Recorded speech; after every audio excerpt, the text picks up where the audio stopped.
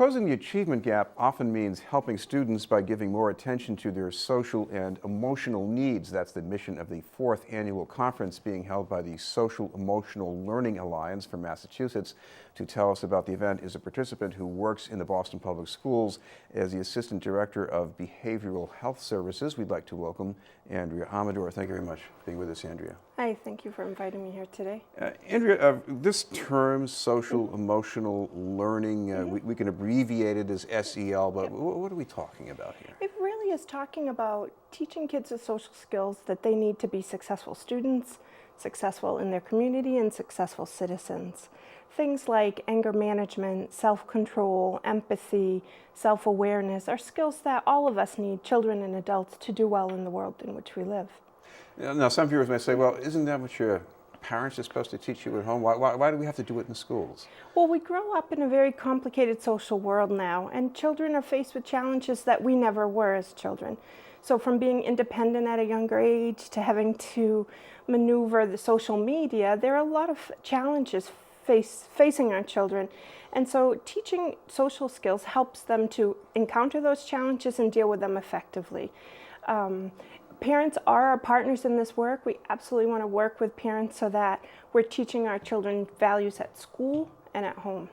You're doing this in the Boston Public Schools in a systematic way, not through the entire system, but at least in a significant number of schools. What's going on exactly? I'm very proud to talk about the work BPS is doing because we are leading the state in creating a comprehensive behavioral health model in partnership with UMass Boston and Boston Children's Hospital.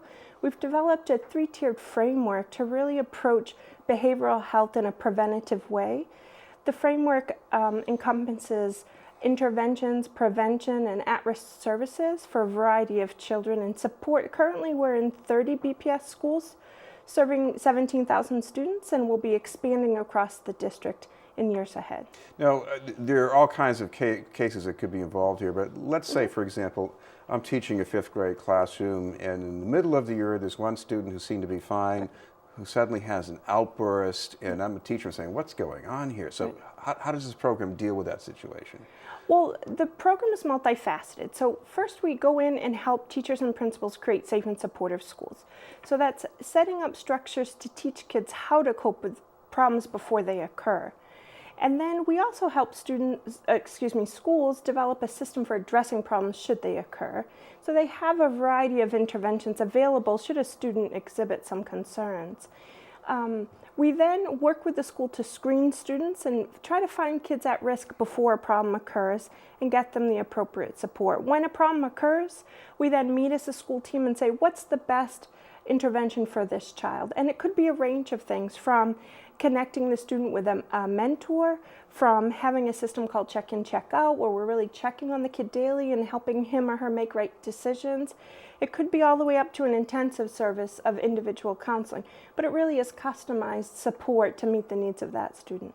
If you look at this across the board so far, is there any sign that it's working, it's doing something positive? We're very proud to say that within the first year of adopting the program, schools were already seeing benefits, and now we've been in 3 years of implementation in some schools, and those schools in the model have seen a reduction in conduct problems, an improvement in social skills, improved attendance, and they're actually doing better on their MCAS scores. The research would support what we're doing works as well, because we know that students who receive 30 minutes of direct social skills instruction each week do better in school. Another consequence maybe is that you might have less need of more aggressive intervention. Right. For every dollar spent on prevention, you're saving $11 down the line on more intensive services, and that's true in schools. So if we're preventing issues, we're able to treat a student in a least restrictive environment with less intensive services.